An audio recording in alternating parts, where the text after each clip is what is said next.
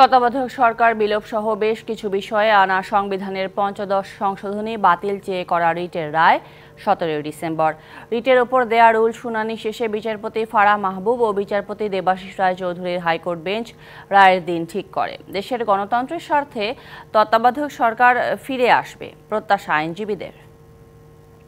আমরা আশা করব যে ওই দিন বাংলাদেশের যে পঞ্চদশ সংশোধনীর মাধ্যমে বাংলাদেশে যে অথরিটারিয়ান ব্যবস্থা প্রতিষ্ঠা করা হয়েছিল, ডেমোক্রেটিক রিজিমকে যে ধ্বংস করা হয়েছিল, কনস্টিটিউশনাল সুপ্রিমেসিকে যেভাবে ধূলিসাৎ করা হয়েছিল, এই সব কিছুকে সামনে রেখে হাইকোর্ট বিভাগ একটি অত্যন্ত যুগান্তকারী রায় প্রদান করবেন মর্মে আমরা আশা প্রকাশ করি।